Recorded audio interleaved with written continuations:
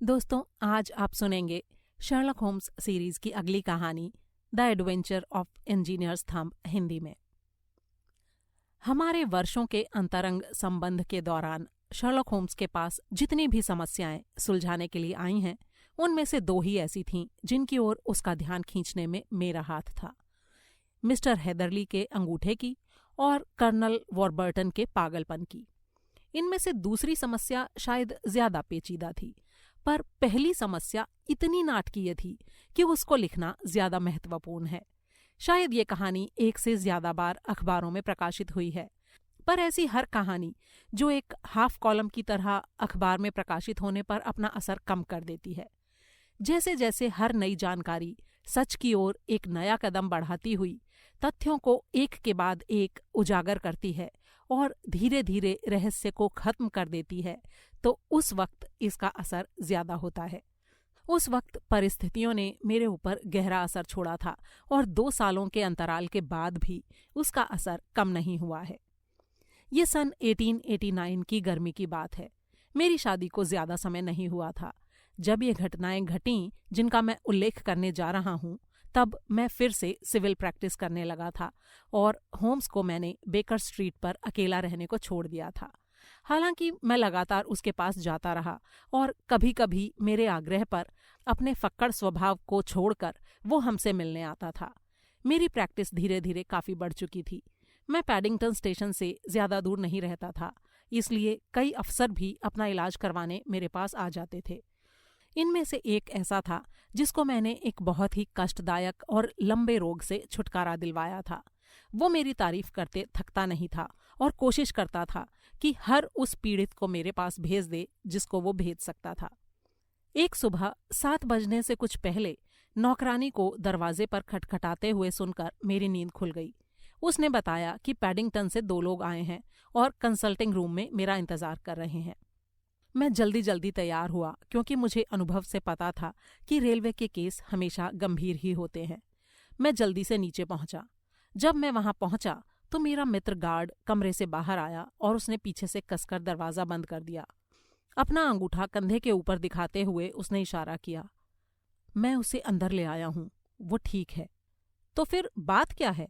मैंने पूछा, क्योंकि उसके अंदाज से ऐसा लग रहा था जैसे उसने मेरे कमरे में किसी विचित्र प्राणी को बंद कर रखा है। उसने धीरे से कहा, ये एक नया रोगी है। मैंने सोचा कि मैं खुद ही उसको यहाँ ले आऊं जिससे वो बेहोश ना हो जाए। वो वहां पर है, ठीक ठाक हालत में, लेकिन मुझे अब जाना होगा डॉक्टर। मेरी अपनी ड्यूटी है जैसे तुम्हारी है। और इतना कहकर वो बाहर चला गया। उसने मुझे धन्यवाद कहने का समय भी नहीं दिया। जब मैं अपने कंसल्टिंग रूम में गया तो मैंने देखा कि मेज के पास एक व्यक्ति बैठा है। उसने हैदर ट्वीड का सूट पहना था और मुलायम कपड़े का कैप उसने मेरी किताबों पर रखा था। उसके एक हाथ पर रुमाल बंधा था जो पूरी तरह खून से सना था। वो जवान था, 25 साल से ज्यादा का नहीं होगा। चेहरे पर मर्दानगी झलक रही थी, लेकिन चेहरा एकदम सफेद पड़ा हुआ था। मुझे लगा कि वो बहुत तकलीफ में है और सिर्फ अपने आत्मबल से ही उसको सहन कर रहा है। उसने मुझसे कहा, मुझे खेद है कि आपको इतनी जल्दी उठाया डॉक्टर, लेकिन रात में मेरे साथ एक बहुत ही गंभीर हादसा हुआ है। मैं आज सुबह ट्रेन से पैडिंगटन आया हूँ और ये पूछने पर कि मुझे एक अच्छा डॉक्टर कहाँ मिलेगा, उस भले आदमी ने मेहरबानी करके मुझे यहाँ पहुँचा दिया। मैंने नौकरानी को एक कार्ड दिया था, लेकिन मैं देख रहा हूँ कि उसने वो कार्ड यहीं मेज पर छोड़ दिया है। मैंने कार्ड उठाकर उस पर नजर डाली। उस पर लिखा था, mister Victor Hatherley, hydraulic engineer, 16A Victoria street, 3rd floor. ये मेरे सुबह के मेहमान का नाम, पता और पेशा था। माफ करना, मैंने तुम्हें इंतजार करवाया। मैंने अपनी कुर्सी पर बैठते हुए उससे कहा, तुम अभी अभी रात की यात्रा करके आए हो और मैं जानता हूं ये कितना उबाऊ काम है। वो हंस पड़ा, लेकिन मेरी रात कहीं से भी उबाऊ नहीं थी। इतना कहकर वो अचानक और जोर से हंस पड़ा। वो इतनी जोर जोर से हंस रहा था, कुर्सी पर पसर कर, इस तरह से कि उसका पूरा शरीर हिल रहा था। इस हंसी को देखकर मेरी सारी डॉक्टरी चेतना सतर्क हो गई। मैं चिल्लाया, रुक जाओ, संभालो खुद को। और मैंने एक जग से पानी उंडेला और उस पर छींटे मारे, लेकिन मेरी ये कोशिश बेकार रही। वो हिस्टीरिया के उस उन्माद में था जो मजबूत दिल वालों में तब उठता है जब वो किसी भारी खतरे का सामना करके उस खतरे से बच जाते हैं। थोड़ी देर में वो फिर से सहज हो गया, बहुत ही थका हुआ और सुर्ख चेहरा लिए। वो हाँफते हुए बोला, मैंने खुद को मूर्ख साबित किया है। बिल्कुल नहीं, ये पी लो। पानी में थोड़ी ब्रांडी डालकर मैंने उसे दी। जब उसने उसे पी लिया तो उसके सफ़ेद पड़े गालों पर फिर से थोड़ी लाली आ गई। अब बेहतर है, वो बोला। और अब डॉक्टर, तुम मेरे अंगूठे पर ध्यान दो, या उस जगह की ओर जहां मेरा अंगूठा कभी हुआ करता था। इतना कहकर उसने रुमाल खोल दिया और अपना हाथ आगे बढ़ाया। उसे देखकर मेरा मजबूत दिल भी एक बार को कांप गया। उसमें 4 उंगलियां फैली हुई थीं और एक विभत्स लाल सतह जहां अंगूठा हुआ करता था उसे जड़ से काटा या उखाड़ा गया था। मैं चिल्ला पड़ा, ये क्या हुआ? ये तो बहुत ही भयंकर चोट है, इसमें से बहुत खून बहा होगा। हाँ, बहा था। जब ये चोट लगी मैं बेहोश हो गया था और मुझे लगता है मैं काफ़ी देर बेहोश ही रहा। जब मुझे होश आया तो मैंने देखा कि खून बह रहा है, इसलिए मैंने रुमाल का एक कोना कसकर कलाई पर बांध लिया और उसे एक लकड़ी का सहारा दे दिया। ये तो तुमने बहुत अच्छा किया, तुम्हें तो सर्जन होना चाहिए था। देखिए डॉक्टर, ये हाइड्रोलिक का सवाल है और मेरे काम के दायरे में ही आता है। घाव की जांच करते हुए मैंने कहा, ये किसी बहुत ही भारी और धारदार औजार से किया गया है, शायद चीरने फाड़ने वाले यंत्र जैसी किसी चीज से। शायद ये कोई दुर्घटना थी। जी नहीं। तो क्या हत्या की कोशिश? मैंने हैरानी से पूछा। जी हाँ। तुम तो मुझे डरा रहे हो। लेकिन उसके चेहरे के भावों में कोई अंतर नहीं आया। मैंने घाव साफ किया, दवा लगाई और फिर उस पर रुई रखकर पट्टी की मोटी परत बांध दी। वो टस से मस हुए बगैर ही लेटा रहा, बस बीच बीच में कभी कभी होंठ काट लेता था। काम पूरा करने के बाद मैंने पूछा, अब कैसा लग रहा है? बहुत बढ़िया। आपकी ब्रांडी और पट्टी के बाद मैं बिल्कुल नए जैसा महसूस कर रहा हूँ। मुझे बड़ी कमजोरी महसूस हो रही थी, मैं बड़े कठिन हालातों से गुजरा हूँ। मैंने उससे कहा, मुझे लगता है कि इस बारे में तुम्हें अभी कोई बात नहीं करनी चाहिए, तुम्हारे दिल पर गहरा असर पड़ेगा। अरे नहीं, ऐसा कुछ नहीं है। मुझे अपनी कहानी पुलिस को बतानी पड़ेगी। मैं ये कह सकता हूँ कि अगर मेरे पास ये ठोस सबूत नहीं होता तो शायद वे मेरी बात सच नहीं मानते, क्योंकि ये बहुत ही चौंकाने वाली बात है और मेरे पास सबूत के तौर पर कुछ नहीं है। अगर वे मेरी बात मान भी जाते हैं तो जो सुराग मैं उनको दूंगा वो इतने अस्पष्ट हैं कि न्याय शायद ही हो पाए। मैंने उससे कहा, देखो, अगर ये ऐसी कहानी है जिसे तुम हल करना चाहते हो तो मैं जोर देकर कहूंगा कि तुम पुलिस के पास जाने से पहले मेरे साथ मेरे दोस्त शर्लॉक होम्स के पास चलो। ओह, उस शख्स के बारे में तो मैं बहुत सुन चुका हूँ। मुझे खुशी होगी अगर वो ये केस अपने हाथ में ले ले, लेकिन मुझे पुलिस के पास भी जाना होगा। क्या तुम उससे मेरा परिचय करवा सकते हो? उसने उत्तेजित होते हुए कहा, मैं इससे भी अच्छी बात कर सकता हूँ। मैं तुमको खुद उसके पास ले जाऊंगा।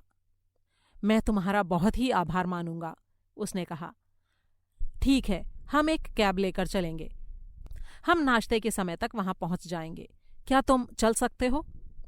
जी हाँ, जब तक मैं अपनी कहानी सुना नहीं लेता मुझे चैन नहीं मिलेगा।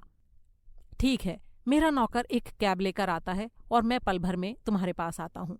मैं जल्दी से ऊपर दौड़ा, अपनी पत्नी को सारी बात समझाई और 5 मिनट के बाद एक कैब में अपने नए दोस्त के साथ बेकर स्ट्रीट के लिए रवाना हो गया। जैसी मुझे उम्मीद थी, होम्स ड्रेसिंग गाउन पहने अपने सीटिंग रूम में द टाइम्स अखबार पढ़ता और नाश्ते के पहले वाली अपनी पाइप का धुआं उड़ाता हुआ मिला, जो उसके कल के सिगारों के बचे हुए टुकड़ों से बना था। उसने अपने शांत पर गर्मजोशी से भरे अंदाज से हमारा स्वागत किया। उसने हम सब के लिए कुछ नाश्ता मंगवाया और नाश्ते के बाद उसने उस नए परिचित को सोफे पर बैठाकर उसके सिर के नीचे तकिया रखा और उसके पास ब्रांडी का एक गिलास और पानी रख दिया।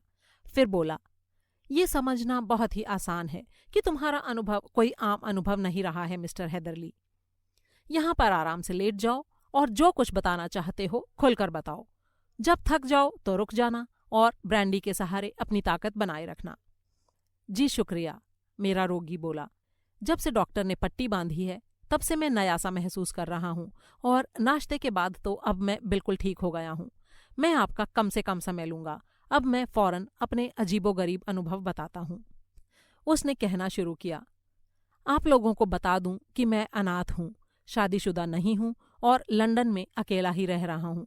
पेशे से मैं हाइड्रोलिक इंजीनियर हूँ और मुझे अपने काम का काफ़ी अनुभव है, क्योंकि 7 सालों तक मैंने वेनर एंड मैथसन के साथ काम सीखा है, जो ग्रीनिच की मशहूर फर्म है। मेरा कार्यकाल खत्म होने और पिता की मृत्यु के बाद मुझे काफ़ी पैसा मिला। मैंने फैसला किया कि अपना बिजनेस शुरू करूंगा, इसलिए मैंने विक्टोरिया स्ट्रीट में एक चेम्बर ले लिया। सभी को अपने बिजनेस का पहला अनुभव बड़ा ही नीरस लगता है। मेरे लिए ये कुछ ज्यादा ही था। 2 सालों में मुझे 3 परामर्श और एक छोटा मोटा धंधा ही मिल पाया। अपने पेशे से मुझे आज तक सिर्फ यही मिला है। इनसे मेरी कुल कमाई हुई 27 पाउंड और 10 शिलिंग। रोजाना सुबह 9 बजे से शाम को 4 बजे तक मैं अपने छोटे से ऑफिस में ग्राहकों का इंतजार करता। आखिर मेरा दिल डूबने लगा और मुझे यकीन हो गया कि मेरी प्रैक्टिस कभी नहीं चल सकती। लेकिन कल जब मैं सोच ही रहा था कि ऑफिस से निकलूं, उसी वक्त मेरा क्लर्क अंदर आकर बोला कि कोई व्यक्ति किसी काम के सिलसिले में मुझसे मिलना चाहता है। वो एक कार्ड भी लेकर आया था जिस पर छपा था कर्नल लाइजेंडर स्टार्क। उसी के ठीक पीछे कर्नल खुद भी अंदर आ गया, जो मध्यम कद का था लेकिन बहुत ही पतला। मुझे नहीं लगता कि मैंने पहले कभी इतना पतला आदमी देखा होगा। उसके पूरे चेहरे पर बस तीखी नाक और नुकीली ठोड़ी ही दिख रही थी और उसकी उभरी हुई हड्डियों के ऊपर उसकी खाल कसकर खिंची हुई थी। ये पतलापन स्वाभाविक लग रहा था, किसी रोग की वजह से नहीं, क्योंकि उसकी आंखों में चमक, चाल में फुर्ती और हाव भाव में आत्मविश्वास था। वो सादे और साफ कपड़े पहने था और उसकी उम्र मेरे ख्याल से कुछ 40 के आसपास की होगी। वो कुछ जर्मन लहजे में बोला, मिस्टर हेदरली, मुझे तुम्हारी सिफारिश की गई है। तुम न सिर्फ अपने पेशे में अच्छे हो, बल्कि तुम किसी रहस्य को भी अपने तक सीमित रखना जानते हो। अपनी तारीफ सुनकर मैंने खुश होकर उसका अभिवादन किया। फिर मैंने पूछा, क्या मैं पूछ सकता हूं कि किसने मेरी इतनी तारीफ की है? देखो, इस समय यही ठीक रहेगा कि मैं तुमको उसका नाम ना बताऊं। उसी से मुझे पता चला है कि तुम अनाथ हो, अविवाहित हो और लंदन में अकेले रहते हो। हाँ, ये बात तो बिल्कुल ठीक है, लेकिन मुझे माफ कीजिएगा, मैं समझ नहीं पा रहा हूं कि इन सब बातों का मेरे काम से और मेरी योग्यता से क्या संबंध है। मेरे ख्याल से आप मुझसे किसी काम के सिलसिले में मिलने आए हैं, मैंने कहा। बेशक, लेकिन तुम देखोगे कि मैं जो कुछ भी कह रहा हूं वो बेकार की बात नहीं है। मेरे पास तुम्हारे लिए तुम्हारे ही काम से संबंधित एक काम है, लेकिन उसके लिए तुम्हें बात को गोपनीय रखना होगा, पूरी तरह से गोपनीय। समझे? तुमसे ज्यादा अनुकूल इस काम के लिए और कौन होगा जो अकेला रहता है, परिवार के बीच नहीं। अगर मैं बात को राज रखने का वादा करता हूं तो तुमको मेरा पूरा विश्वास करना होगा, मैंने उससे कहा। जब मैं अपनी बात कह रहा था तो वो बड़े गौर से तीखी नजरों से मुझे देख रहा था। मुझे ऐसा महसूस हुआ कि इतनी शक भरी और खोजती निगाहें मैंने पहले कभी नहीं देखी थी। आखिर में वो बोला, तो फिर तुम वादा करते हो? जी हाँ, मैंने कहा ना, मैं वादा करता हूं। तुम्हें पूरी तरह चुप्पी रखनी होगी, काम के पहले, काम के दौरान और काम के बाद में भी। इस बात का कभी भी किसी को कोई संकेत तुम नहीं दोगे, ना बोलकर ना लिखकर। मैं थोड़ा खींच गया। मैंने कहा, मैं पहले ही अपनी जुबान दे तो चुका हूं। बहुत अच्छा। वो अचानक उठ खड़ा हुआ और बिजली की फुर्ती से कमरा पार करके झटके से दरवाजा खोल दिया। बाहर का गलियारा खाली था। लौटकर वो बोला, ठीक है, मैं जानता हूं कि कभी कभी क्लर्कों को ये जानने की उत्सुकता होती है कि उनके मालिक क्या कर रहे हैं, लेकिन बाहर कोई भी हमारी बातें नहीं सुन रहा था। अब हम आराम से बातें कर सकते हैं। उसने अपनी कुर्सी मेरी कुर्सी के एकदम नजदीक खींची और फिर से मुझे अपनी पैनी नजरों से देखने लगा। मुझे एक घृणा सी हुई और मेरे अंदर डर जैसा कुछ पैदा होने लगा।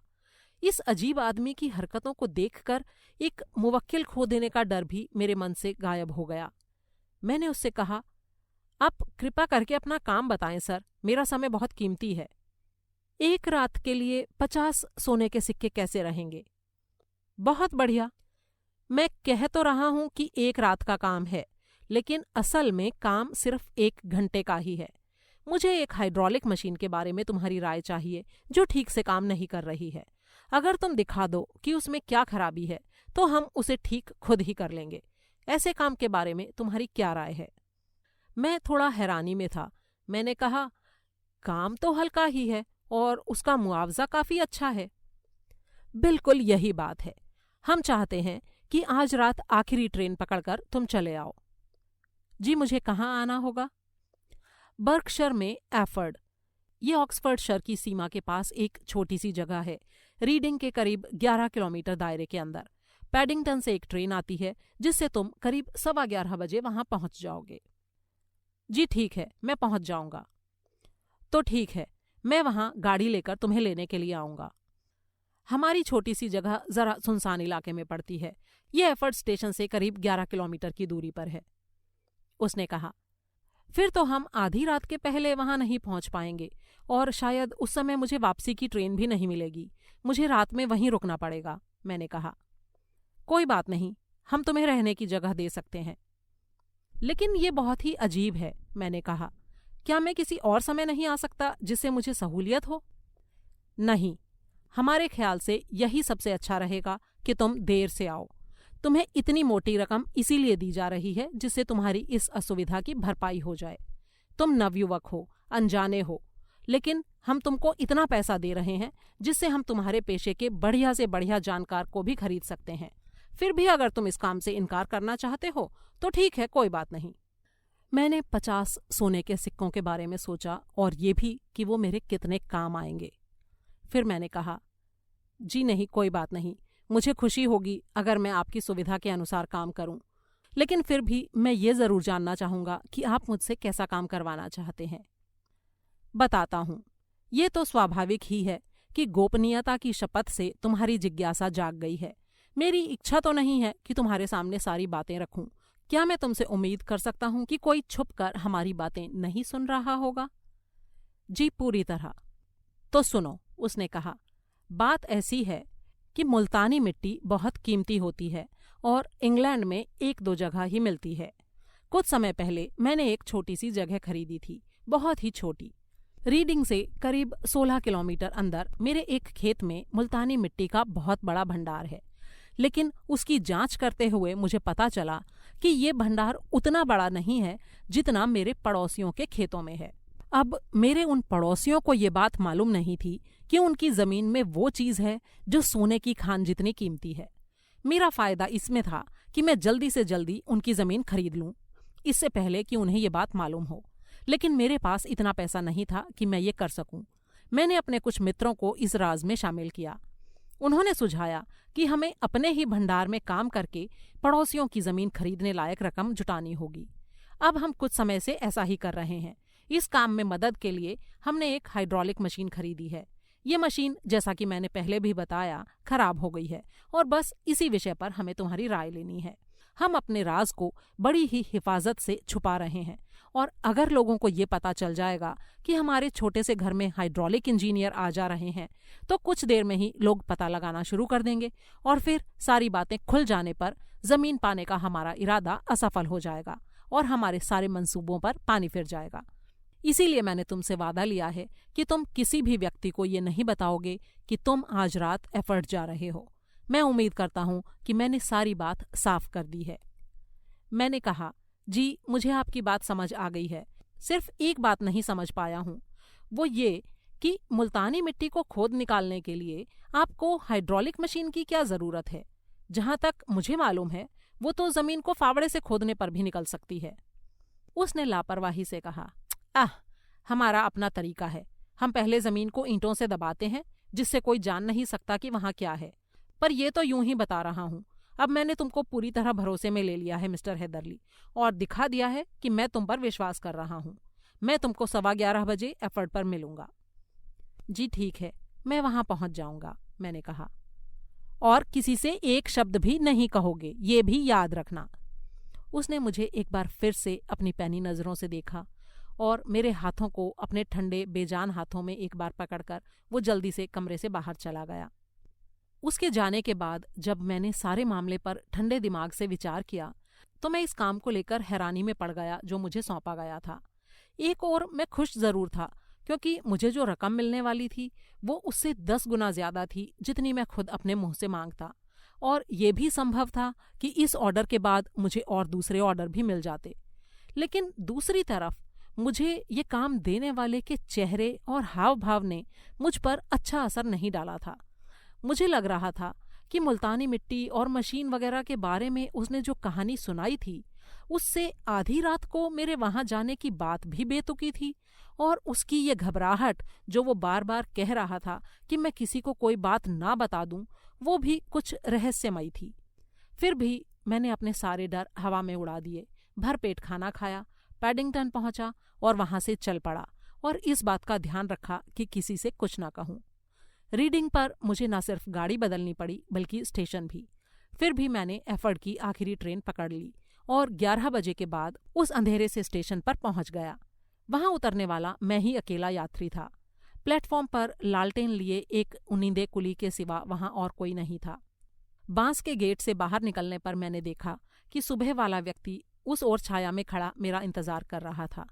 एक भी शब्द बोले बिना उसने मेरी बांह पकड़ी और एक गाड़ी में ले गया जिसका दरवाजा पहले से ही खुला था। उसने दोनों तरफ की खिड़कियां बंद कर दीं और जितनी जल्दी एक घोड़ा ले जा सकता था गाड़ी उतनी तेजी से हमें लेकर दौड़ने लगी। ये बात सुनते ही होम्स ने उसे बीच में टोका। एक घोड़ा? जी हाँ, एक ही। क्या तुमने घोड़े के रंग पर गौर किया था? जी हाँ, जब मैं गाड़ी में बैठ रहा था तो मैंने किनारे पर लगी बत्तियों की रोशनी में देखा था, वो भूरे रंग का था। वो थका हुआ लग रहा था या तरोताजा? जी, एकदम ताज़ा और चमकता हुआ। शुक्रिया, बीच में बोलने के लिए माफ़ी चाहता हूँ। कृपा करके अपनी रोचक बात फिर से कहनी शुरू करो। जी, फिर हम वहां से चल दिए और कम से कम घंटे भर तक गाड़ी में चलते रहे। कर्नल लाइजेंडर स्टार्क ने कहा था कि करीब 11 किलोमीटर का रास्ता है, लेकिन जिस ढंग से हम जा रहे थे उससे मुझे लगता है कि हम कम से कम करीब 19 किलोमीटर चले होंगे। वो चुपचाप मेरे पास बैठा था और मुझे मालूम था कि वो मुझे तीखी नज़रों से देख रहा है, क्योंकि एक दो बार जब भी मैंने उस पर नज़र डाली तो मैंने यही पाया कि वो मुझे ही घूर रहा था। उस इलाके की सड़कें अच्छी हालत में नहीं थीं, क्योंकि हम बुरी तरह झटके और हिचकोले खा रहे थे। मैंने खिड़की के बाहर देखने की कोशिश की कि शायद कुछ नज़र आ जाए कि हम कहाँ पर हैं, लेकिन खिड़कियों पर रंग पुता हुआ था और मेरी समझ में कुछ नहीं आ रहा था, सिवाय कभी कभी पास से गुजरती किसी रोशनी के धुंधले एहसास के। कभी कभी मैं यात्रा की नीरसता खत्म करने के लिए कोई बात शुरू करता, लेकिन कर्नल बस हाँ हूं में ही जवाब देता और बातचीत वहीं खत्म हो जाती। आखिर में काफी देर बाद झटकों वाली सड़क की जगह सपाट बजरी का रास्ता आया और गाड़ी रुक गई। कर्नल बाहर कूदा और उसके पीछे पीछे मैं, और मेरे ऐसा करते ही उसने मुझे अंदर घसीट लिया। गाड़ी से उतरते ही हम एक हॉल में दाखिल हो गए, इसलिए मैं घर के बाहर की बनावट भी नहीं देख पाया। जैसे ही मैं हॉल में दाखिल हुआ, दरवाजा जोर से बंद हो गया और मुझे जाती हुई गाड़ी के पहियों की खड़खड़ाहट सुनाई दी। घर के अंदर घुप अंधेरा था और कर्नल माचिस टटोलता हुआ घूम रहा था। वो कुछ बड़बड़ाता भी जा रहा था कि अचानक गलियारे के उस ओर एक दरवाज़ा खुला और हमारी ओर एक लंबी सुनहरी रोशनी चमकी। ये चौड़ी होती गई और फिर एक स्त्री प्रकट हुई। उसके हाथों में लैंप था जिसे उसने अपने सिर के ऊपर तक उठा रखा था। वो चेहरा आगे करके हमें देख रही थी। मैंने देखा कि वो काफ़ी आकर्षक थी और रोशनी में उसके कपड़ों की चमक से मैं ये भी समझ गया कि उसने कीमती कपड़े पहने थे। उसने किसी विदेशी भाषा में कुछ शब्द कहे और उसके लहजे से मैं ये समझ गया कि वो कुछ सवाल पूछ रही है। कर्नल ने रूखे हाँ ना में जवाब दिए। उसके हाथ से लैंप गिरते गिरते बचा। कर्नल उसके पास गया और उसके कान में कुछ कहा और उसे वापस उसी कमरे में धकेल दिया जिसमें से वो आई थी। उस लैंप को हाथ में लेकर वो फिर से मेरे पास आया। एक दूसरा दरवाज़ा खोलते हुए उसने कहा, अब तुम कुछ मिनटों के लिए इस कमरे में बैठो।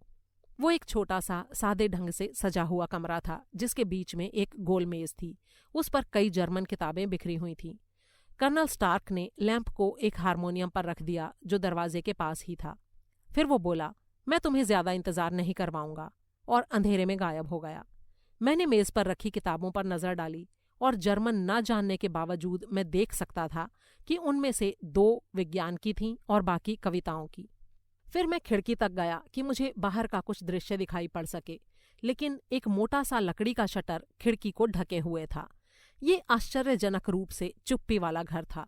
गलियारे में कहीं कोई पुरानी घड़ी टिक टिक कर रही थी। उसके अलावा पूरे घर में बिल्कुल सन्नाटा था। मुझे एक अजीब सी बेचैनी महसूस होने लगी। ये जर्मन लोग कौन थे और वे क्या कर रहे थे ऐसी वीरान जगह में रहकर? और ये जगह थी कौन सी? मैं एफर्ट से करीब 11 किलोमीटर दूर था। मैं बस इतना ही जानता था, लेकिन ये नहीं जानता था कि मैं उत्तर में था या दक्षिण में, पूरब में या पश्चिम में। शायद रीडिंग और कुछ अन्य बड़े शहर आसपास ही थे, इसलिए ये जगह उतनी अलग थलग तो नहीं थी। लेकिन एक बात तय थी कि हम किसी गांव में थे, क्योंकि वहां पर शांति छाई हुई थी। मैं कमरे में चहलकदमी करने लगा। अपना हौसला बनाए रखने के लिए मन ही मन एक धुन गुनगुनाने लगा। मुझे ऐसा लगने लगा कि मैं वाकई में सोने के 50 सिक्के कमा रहा हूँ। अचानक उस चुप्पी में बगैर किसी आहट के मेरे कमरे का दरवाजा धीरे से खुला। बीच में वही स्त्री खड़ी थी। उसके पीछे हॉल का अंधेरा था और मेरे लैंप की रोशनी उसके सुंदर और उत्सुक चेहरे पर पड़ रही थी। मैंने एक झलक में ही देख लिया कि वो बुरी तरह डरी हुई थी, और ये देखकर मुझे भी अचानक एक अजीब सा डर का एहसास हुआ। उसने एक कांपती हुई उंगली उठाकर मुझे चुप रहने का इशारा किया और टूटी फूटी अंग्रेजी में कुछ फुसफुसाई। वो डरी हुई नजरों में बार बार मुड़कर पीछे भी देख रही थी। मुझे लगा कि वो शांत स्वर में बोलने के लिए काफी कोशिश कर रही है। उसने कहा, मैं चली जाती, मैं यहाँ नहीं रहती। आपके यहाँ रहने से कुछ अच्छा नहीं होने वाला है। मैंने कहा, लेकिन मैम, मैंने अभी तक वो काम नहीं किया है जो मैं करने आया हूँ। जब तक मैं मशीन नहीं देख लेता मैं कैसे जा सकता हूँ? वो फिर से बोली, तुम्हारे लिए इंतजार करना ठीक नहीं होगा। तुम इस दरवाजे से निकल जाओ, कोई नहीं रोकेगा। और फिर ये देखकर कि मैंने मुस्कुराकर ना में सिर हिलाया है, वो अचानक अपना सब्र छोड़कर हाथ मरोड़ती हुई एक कदम आगे आई और बोली, इससे पहले कि बहुत देर हो जाए यहाँ से चले जाओ। लेकिन मैं स्वभाव से जरा अड़ियल किस्म का हूँ और जिस काम में अड़चन आए उस काम को जरूर करना चाहता हूँ। मैंने उन सोने के सिक्कों को याद किया, अपनी थकान भरी यात्रा को, और अपने सामने खड़ी इस अप्रिय रात के बारे में भी सोचा कि क्या ये सब बेकार चला जाएगा। मैं चुपचाप अपना काम किए बिना क्यों चला जाऊं, बिना वो रकम लिए जिसका मुझसे वादा किया गया था। ये औरत पागल भी तो हो सकती है। हालांकि उसकी बात से मैं अंदर तक हिल उठा था, लेकिन फिर भी मैंने वहां से जाने से इनकार कर दिया और उसे कह दिया कि मेरा इरादा वहीं रुकने का है।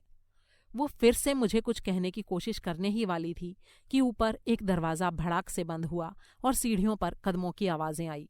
उसने पल भर सुना, फिर हताशा से अपने हाथ खड़े कर दिए और उतनी ही फुर्ती और चुप्पी से गायब हो गई जैसे वो आई थी।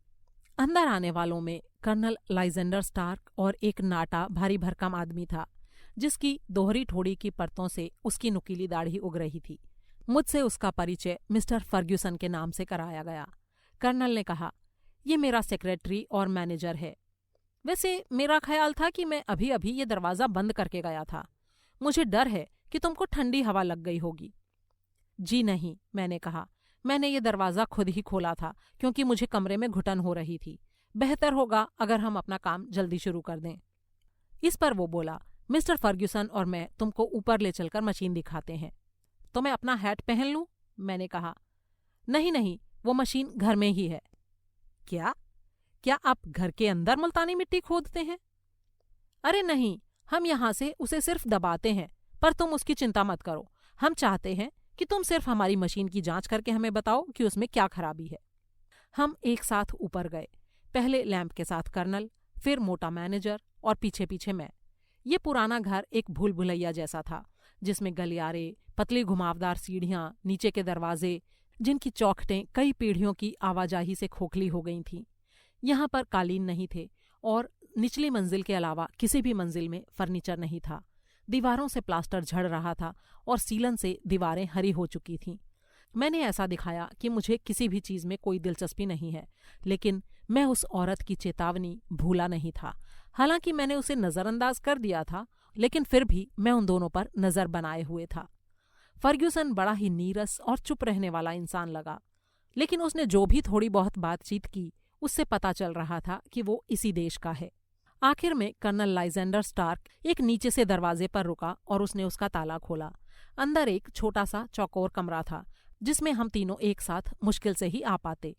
फर्ग्यूसन बाहर खड़ा रहा और कर्नल मुझे अंदर ले गया। अब हम असल में हाइड्रोलिक प्रेस के अंदर हैं और अगर कोई इसे चला दे तो हमारे लिए बहुत बुरा होगा। इस छोटे से कमरे की छत पिस्टन का छोर है और ये इस धातु के फर्श पर कई टनों के फोर्स से आकर गिरती है। बाहर पानी की लैटरल कॉलम है जो ये फोर्स पाती है और तुम जानते ही हो कि इसकी वजह से फोर्स कई गुना बढ़ जाती है।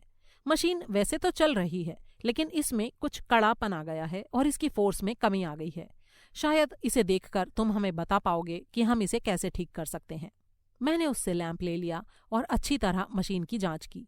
वो वाकई में बहुत बड़ी थी और उससे काफी प्रेशर डाला जा सकता था। जब मैं बाहर आया और उसको नियंत्रित करने वाले लीवर दबाए तो फिश की आवाज से मैं फौरन समझ गया कि कहीं पर हल्का सा लीक हो रहा है, जिससे किनारे पर लगे एक सिलेंडर में पानी पलटकर वापस जा रहा था। जांच से पता चला कि एक ड्राइविंग रॉड पर बंधी एक रबड़ बैंड इतनी सिकुड़ गई थी कि उस सॉकेट पर पूरी तरह नहीं बैठ पा रही थी जिस पर वो काम कर रही थी। पावर में कमी का यही कारण था और ये बात मैंने उन दोनों को बताई। उन्होंने मेरी हर बात बहुत गौर से सुनी और मुझसे कई सवाल पूछे कि वे उसे कैसे ठीक करें।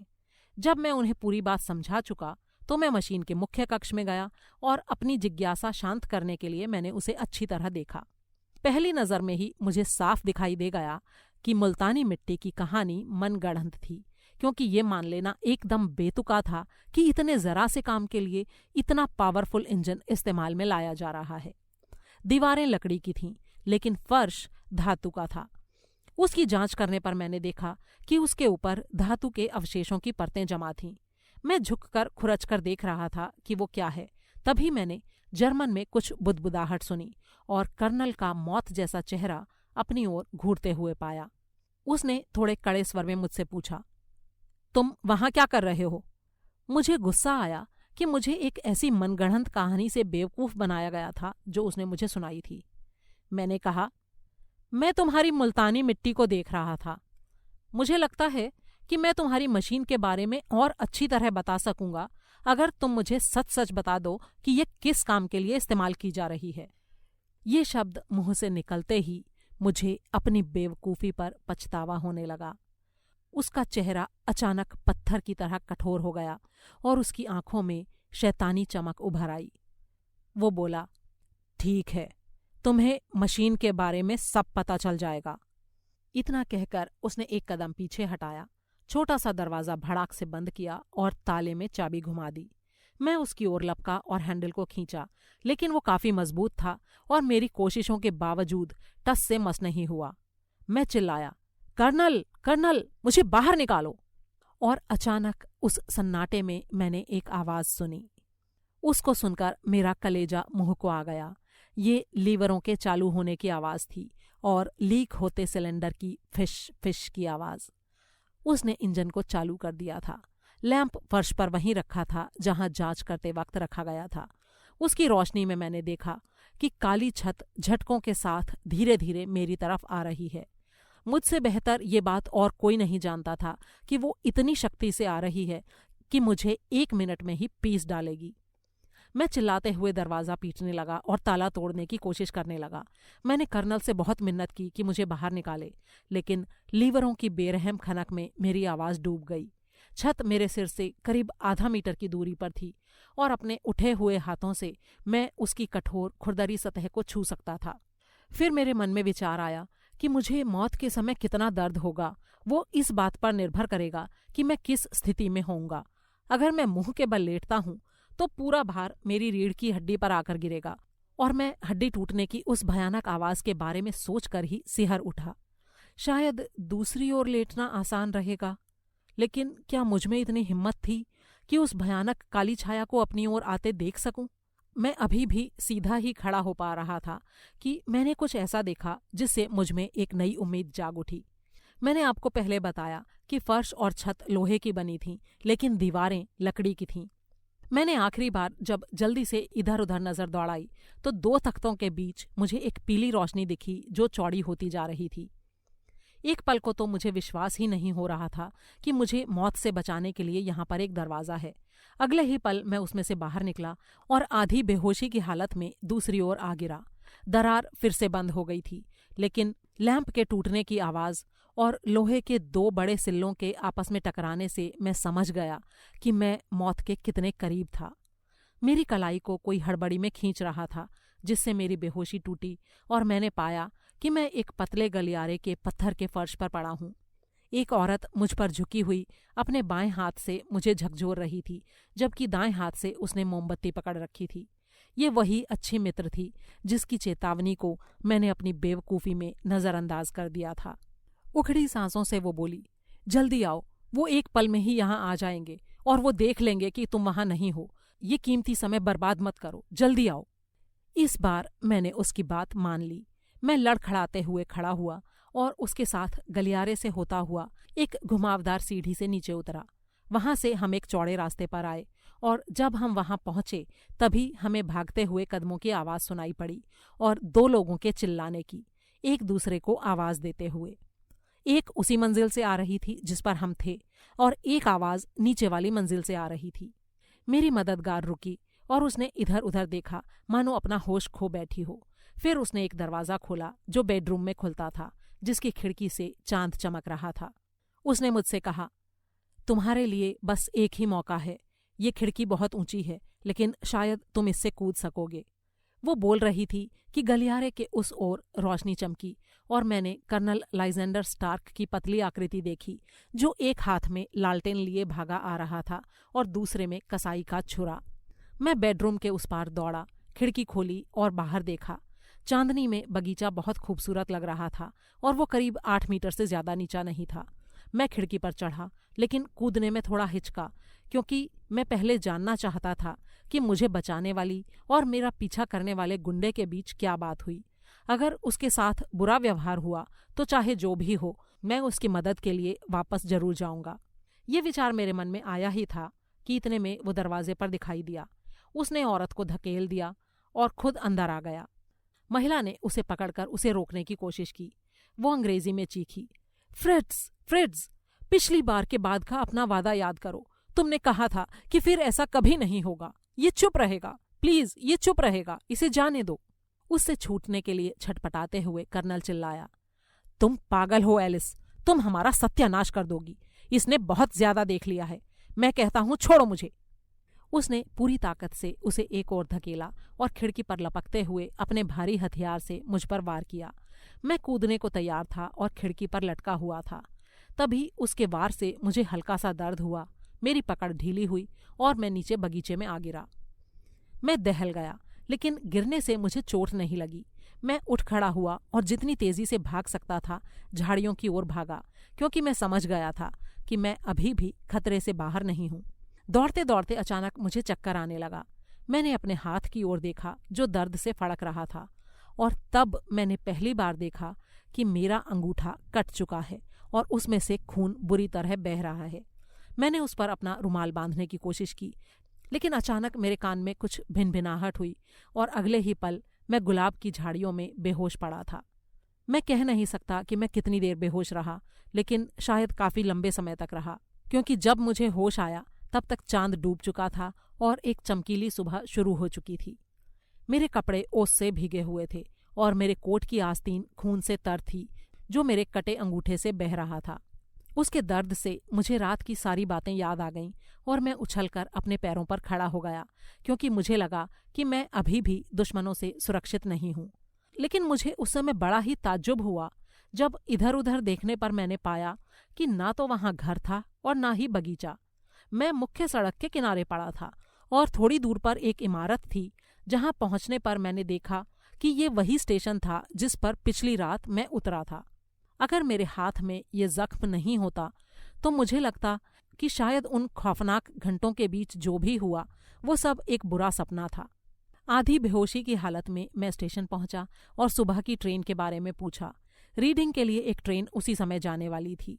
वही कुली ड्यूटी पर था जो मेरे आते वक्त मुझे मिला था। मैंने उससे पूछा कि क्या उसने कर्नल लाइजेंडर स्टार्क का नाम सुना है। ये नाम उसके लिए नया था। फिर मैंने उससे पूछा कि क्या तुमने देखा था एक गाड़ी मेरा इंतजार कर रही थी। उसने मना कर दिया। क्या यहाँ आसपास कोई पुलिस स्टेशन है? उसने कहा, जी हाँ, 3 किलोमीटर की दूरी पर है। ये दूरी मेरे लिए बहुत ज्यादा थी, क्योंकि मैं कमजोर और बीमार था। मैंने सोचा कि मैं शहर लौटने तक इंतजार करूंगा और तब पुलिस को अपनी कहानी सुनाऊंगा। करीब 6 बजे मैं यहाँ आया। इसलिए पहले मैंने अपने जख्म पर पट्टी करवाई और फिर डॉक्टर ने मुझे यहाँ लाने की तकलीफ उठाई। अब मैंने ये केस आपके हाथ में सौंप दिया है और मैं वही करूँगा जैसा आप कहेंगे। कुछ समय तक हम सब चुपचाप बैठे रहे। इस अद्भुत कहानी को सुनकर शर्लॉक होम्स ने शेल्फ पर रखी एक किताब उठाई जिसमें वो अपनी कटिंग्स रखता था। उसने कहा, ये यहाँ पर एक विज्ञापन है जो तुम्हें रोचक लगेगा। ये साल भर पहले सारे अखबारों में छपा था। जरा ध्यान से सुनो।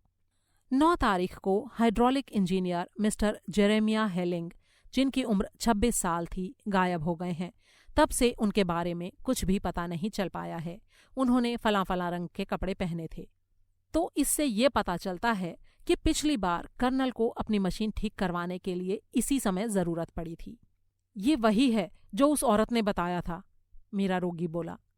बेशक ये साफ है कि कर्नल बौखलाया हुआ था, जो इस बात पर अड़ा था कि उसके छोटे से खेल के रास्ते में कोई अड़चन ना आए। जैसे समुद्री डाकू उस जहाज के किसी भी यात्री को जिंदा नहीं छोड़ते जिसको उन्होंने बंधक बना रखा होता है। देखो, अब हर पल कीमती है, इसलिए अगर तुम में हिम्मत हो तो हम स्कॉटलैंड यार्ड चलते हैं और फिर एफर्ट जाएंगे। करीब 3 घंटे बाद हम सब एक साथ ट्रेन में रीडिंग से छोटे बर्कशर गांव की ओर जा रहे थे। Sherlock Holmes, hydraulic engineer, Scotland Yard का इंस्पेक्टर ब्रैडस्ट्रीट, सादे वेश में एक पुलिस वाला और मैं। ब्रैडस्ट्रीट ने उस इलाके का मानचित्र सामने फैला रखा था और अपने कंपस से एफर्ट पर निशान लगा रहा था। वो बोला, ये देखो, ये निशान गांव से 16 किलोमीटर की दूरी पर है। हम जो जगह ढूंढ रहे हैं वो इसी के आसपास होगी। तुमने शायद करीब 16 किलोमीटर ही बताया था। जी हाँ, वो करीब 1 घंटे की यात्रा थी। और तुमको लगता है कि वे तुमको बेहोशी की हालत में इतनी दूर लाकर छोड़ गए? जी, उन्होंने ज़रूर ऐसा ही कुछ किया होगा। मुझे कुछ कुछ याद आ रहा है कि मुझे उठाकर कहीं ले जाया जा रहा था। मैंने कहा, एक बात मुझे समझ नहीं आ रही कि उन्होंने तुम्हें मार क्यों नहीं डाला जब तुम बगीचे में बेहोश पड़े थे। शायद उस दुष्ट का दिल उस औरत की बात से पिघल गया होगा। इंजीनियर बोला, मुझे इस बात की कोई संभावना नहीं लगती। मैंने अपनी पूरी जिंदगी में इतना दुष्टता भरा चेहरा कभी नहीं देखा। ब्रैडस्ट्रीट ने कहा, ये सब बातें अभी साफ हो जाएंगी। मैंने अपना निशान बना दिया है और मैं यही जानना चाहता हूं कि हमें वे लोग कहाँ मिलेंगे जिनको हम ढूंढ रहे हैं। मुझे लगता है मैं उस जगह पर अपनी उंगली रख सकता हूं, होम्स ने कहा। अच्छा, इंस्पेक्टर ने कहा, आपने अपनी राय बना ली होगी। अब देखते हैं कि आपकी राय कौन मानता है। मैं कहता हूं दक्षिण, क्योंकि वो इलाका ज्यादा सुनसान है। मैं कहता हूं पूरब, रोगी ने कहा। मैं तो पश्चिम के पक्ष में हूं, सादे वेश वाले पुलिस वाले ने कहा। वहां पर कई छोटे छोटे गांव हैं जिनमें ज्यादा चहल पहल नहीं होती। और मुझे लग रहा है कि उत्तर में होगा, मैंने कहा, क्योंकि वहां कोई पहाड़ नहीं है और हमारा मित्र बता रहा है कि उसको नहीं लगा कि वे लोग किसी पहाड़ी पर चढ़ रहे थे। वाह, हंसते हुए इंस्पेक्टर ने कहा, यहां तो सभी की राय अलग अलग है। तुम किस दिशा के पक्ष में हो, होम्स? तुम सब गलत सोच रहे हो, होम्स ने कहा। हम सभी गलत कैसे हो सकते हैं? हो सकते हो, मैं इस जगह की बात कर रहा हूं। इतना कहकर उसने गोले के बीचों बीच उंगली रख दी। ये वो जगह है जहां वो लोग हमें मिलेंगे। लेकिन करीब 20 किलोमीटर की ड्राइव, हैदरली चौंका। 10 आने की और 10 जाने की, इससे आसान और कुछ भी नहीं है। तुम खुद कह रहे थे कि घोड़ा ताज़ा और चमकीला था। जब तुम गाड़ी में बैठे तो ऐसे कैसे होता अगर वो भारी सड़कों पर करीब 20 किलोमीटर दौड़कर आया होता? ओहो, ये तो उसने बहुत चालाकी की, ब्रैडस्ट्रीट बोला। इस गैंग के बारे में कोई शक नहीं होना चाहिए। बिल्कुल नहीं, होम्स ने कहा। बहुत से लोग नकली सिक्के बनाते हैं और उन्होंने भी सिक्के गढ़ने के लिए इस मशीन का प्रयोग किया है। इंस्पेक्टर बोला, हमें कुछ समय से पता चला था कि एक चालाक गैंग इस काम में लगा हुआ है। वे हजारों की संख्या में हाफ क्राउन बना रहे हैं। हमने उनका रीडिंग तक तो पता लगा लिया था, लेकिन उसके आगे नहीं बढ़ पाए क्योंकि उन्होंने अपने निशान ऐसे छिपा लिए थे जिससे ये पता चलता था कि वे पुराने खिलाड़ी हैं। लेकिन चलो, अब मिले तो सही। मुझे लगता है कि हमने उनको खोज लिया है। लेकिन इंस्पेक्टर गलती पर था, क्योंकि ये अपराधी कानून के हाथ नहीं आने वाले थे। जब हमारी ट्रेन एफर्ड स्टेशन पहुंची, तो हमें धुएं की एक बहुत बड़ी लकीर पास के पेड़ों से उठती दिखाई दी, जो आसमान में शुतुरमुर्ग के पंख की तरह फैल गई थी। जब ट्रेन स्टेशन से चली गई तो ब्रैडस्ट्रीट ने पूछा, किसी घर में आग लग गई है क्या? जी हाँ, स्टेशन मास्टर ने कहा। कब लगी? जी, मैंने सुना है रात में लगी थी, लेकिन अब फैल गई है और पूरे इलाके में आग लग गई है। ये किसका घर है? इंस्पेक्टर ने पूछा। जी, डॉक्टर बेचर का। इंजीनियर ने बीच में ही स्टेशन मास्टर को टोका। जरा ये बताइए कि क्या डॉक्टर बेचर बहुत ही पतला जर्मन है, लंबी और तीखी नाक वाला? स्टेशन मास्टर दिल खोलकर हंस पड़ा। जी नहीं, डॉक्टर बेचर एक अंग्रेज है और यहाँ पर कोई भी ऐसा नहीं है जो उससे अच्छे कपड़े पहनता हो, पर उसके साथ एक और आदमी रहता है जो शायद बीमार है और विदेशी है। उसे देखकर लगता है कि बर्कशर का मांस उसे फायदा करेगा। स्टेशन मास्टर ने अपनी बात खत्म भी नहीं की थी कि हम आग की दिशा की ओर भाग रहे थे। सड़क एक नीची पहाड़ी पर थी और हमारे सामने एक बड़ी सी सफेद इमारत थी जिसके हर कोने से आग की लपटें निकल रही थीं, जबकि सामने के बगीचे में 3 फायर इंजन लपटों को काबू में लाने की असफल कोशिश कर रहे थे। बहुत ही उत्तेजित होकर हैदरली बोला, वो रहा, वो रहा, वो है वो बजरी वाला रास्ता और ये हैं गुलाब की झाड़ियां जहां मैं गिरा था। मैं उस दूसरी वाली खिड़की से कूदा था। होम्स ने कहा, कम से कम तुमने उनसे बदला तो ले लिया, इसमें कोई शक नहीं है। तुम्हारे पास जो जलता हुआ लैंप रखा था वो प्रेस से चूर चूर हो गया और उसका तेल बिखर गया। उसी तेल से लकड़ी की दीवारों में आग लग गई और वे लोग तुम्हारा पीछा करने में इतने व्यस्त थे कि उन्होंने इस पर गौर नहीं किया। अब इस भीड़ में ढूंढने की कोशिश करो कि तुम्हारे रात वाले दोस्त कहीं यहाँ तो नहीं हैं। हालांकि मुझे डर है कि अब तक वे यहाँ से सैकड़ों किलोमीटर दूर भाग चुके होंगे। होम्स का डर सही निकला, क्योंकि उस दिन से आज तक ना तो उस सुंदर स्त्री के बारे में, न खौफनाक जर्मन और न ही उस नीरस अंग्रेज के बारे में कुछ भी पता चल पाया है। उसी सुबह एक किसान ने एक गाड़ी देखी थी जिस पर कई लोग सवार थे और उनके पास बड़े बड़े भारी बक्से थे। वे लोग तेजी से रीडिंग की ओर जा रहे थे, पर वहां जाकर उन भगोड़े लोगों का नामो निशान गायब हो गया। होम्स की चतुराई भी उनके बारे में कोई सुराग नहीं ढूंढ पाई। आग बुझाने वालों को अंदर का नजारा बड़ा ही अजीब लगा था और इससे भी ज्यादा बौखलाहट उनको उस ताजे कटे अंगूठे को देखकर हुई थी जो उन्हें खिड़की पर मिला था। शाम होते होते उनकी कोशिशें सफल हुईं और आग पर काबू पा लिया गया, लेकिन उसके पहले ही छत गिर गई थी और पूरी जगह इतनी खंडहर हो गई थी कि टेढ़े मेढ़े सिलेंडरों और लोहे के पाइपों के अलावा उस मशीन का कुछ भी बाकी बचा नहीं रह गया था जिसकी कीमत इंजीनियर को इतना बलिदान देकर चुकानी पड़ी थी। घर के बाहर बने एक कमरे में गिलट और टीन भारी मात्रा में मिले, लेकिन सिक्के कहीं नहीं मिले जो शायद उन भारी भरकम बक्सों में भरकर ले जाए गए थे जिनका जिक्र पहले किया जा चुका है। हमारे हाइड्रोलिक इंजीनियर को बगीचे से उस स्थान तक कैसे ले जाया गया जहां उसे होश आया था, ये घटना हमेशा के लिए रहस्य बनी रहती, पर एक निशान ने सारी कहानी सुना दी। उससे पता चला कि उसको 2 लोग उठाकर लाए थे, जिनमें से एक के पैर बहुत छोटे थे और दूसरे के बहुत बड़े। संभावना यही थी कि शांत अंग्रेज ने स्त्री की मदद की और दोनों ने मिलकर बेहोश इंजीनियर को खतरे की जगह से दूर पहुंचा दिया। जब हम लंदन लौटने के लिए ट्रेन में बैठे तो इंजीनियर बोला, ये मैंने अच्छा काम किया। मैंने अपना अंगूठा खोया और सोने के 50 सिक्के भी। मुझे आखिर मिला क्या? अनुभव, होम्स ने हंसते हुए कहा। अप्रत्यक्ष तौर पर इसका फायदा ये होगा कि आप जैसे ही अपनी ये कहानी शब्दों में बखान करने लगोगे तो आपकी शोहरत मनोरंजक साथी के तौर पर पूरी उम्र साथ रहेगी। दोस्तों, ये कहानी आपको कैसी लगी इसके बारे में अपनी राय मेरे साथ कमेंट बॉक्स में शेयर करना ना भूलें। अगर आपने अभी तक चैनल को सब्सक्राइब नहीं किया है तो प्लीज़ उसे ज़रूर सब्सक्राइब करें और वीडियो को लाइक और शेयर करना बिल्कुल ना भूलें। जल्दी ही एक और कहानी के साथ फिर मुलाकात होगी। तब तक के लिए अलविदा।